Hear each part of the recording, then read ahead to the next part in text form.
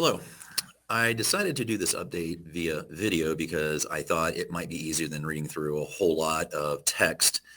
So hopefully this is going to be informative for the community. So I contacted our attorneys because for our upcoming meeting, the question that we had was, because of COVID concerns, can we hold elections or voting electronically? That is through some sort of online ballot process. And what I was told surprised me. So I'm going to ask you not to shoot the messenger. So what I was told was that no, we cannot do that when it comes to a meeting where we are voting for board members. In fact, this is what I was told. We cannot hold that meeting through a platform like Zoom or something like that either. That was another thing we had intended to do, considering the safety of people.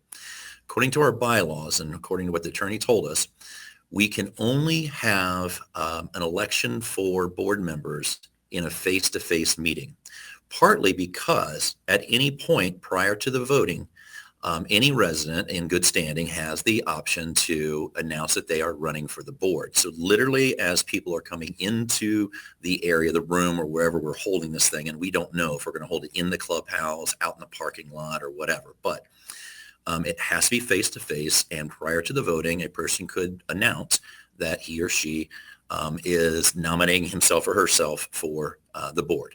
And then everybody at that time, at the time of voting, would vote for those who have already announced and whoever it might have just announced.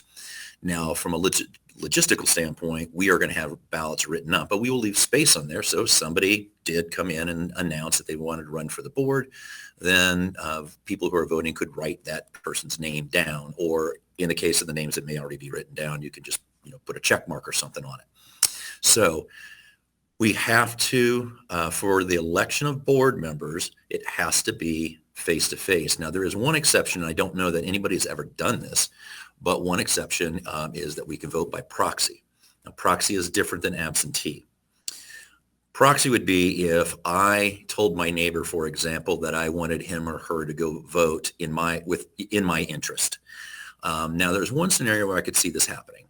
In the COVID period, let's say a person was elderly and or was concerned, they have a health condition, some reason they did not want to be face-to-face because of their health concerns.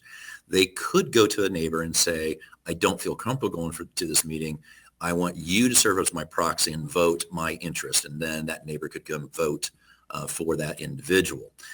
But again, we've not had that situation before. So we're kind of in uncharted territory here.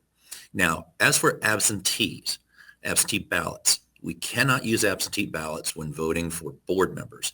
We can for bylaws.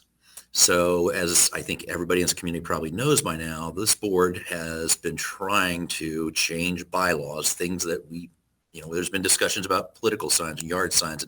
And trust me, there are plenty of us who want to change those rules. That would require a change in the bylaws. Now, we can put that out as an absentee ballot. Therefore, you could vote and drop your ballot off, mail it back to us, however you want to get it back to the board, and that vote will count. You do not have to be face-to-face for that.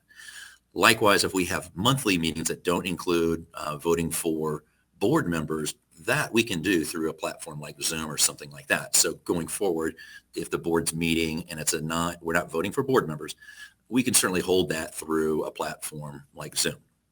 So I want to explain this again. For the voting of board members on October 28th, when our board meeting is going to be, you have to be face-to-face, or you have to be at the meeting, physically at the meeting, or assign somebody as your proxy who can vote your interest. As for any bylaw changes that we are trying to get done, such as the quorum issue or something like that, that we can mail out to everybody. You can vote on that and mail it back to us or drop it off in the HOA drop box over at the Hardman's house at 109 Iron Gate. So that's where we're at on this. I apologize. It makes no sense to me that we have to meet face-to-face in a COVID period and all that, but that is what the attorneys told us. And they said, honestly, that about 90% of all of the HOAs that they're dealing with are in the same boat. And so if we're going to change that or any of this stuff, we have to get past the 75% rule that we have. And I'm going to take a moment to explain that again because some residents may be new and may not understand what that's all about. The original developer created the bylaws for the HOA. And one of those rules is that to change the bylaws, 75% of the community must vote in the affirmative. Now, let me explain. Let's assume that we put out for a vote something like, you cannot live in our community if you can't purchase a house in our community if you are a registered sex offender. Let's say we put that out for a vote and 100% of the people vote to pass that. But we only have 60% of the residents who vote. In other words, 40% don't vote. We cannot pass that. We have to have 75% or more of our residents vote, and of those, 75% have to vote in the affirmative. So that's the reason we've had trouble passing any new bylaws, because we have not been able to get 75% of our community to vote, let alone in the affirmative. So the board is talking about other ways we might be able to get something like this done, because we've heard from the community that there are bylaws that we'd like to change, and many of them are just common sense bylaws that we'd like to change. But I want the community to understand what's holding us up. It's not because the board doesn't have the will to do it. The board has been trying to get this issue about the 75% passed for years. So until we can get 75% of our community to vote the same way in the affirmative, we're going to be stuck with the bylaws we have. So hopefully everybody will vote when we put out the option for different bylaws.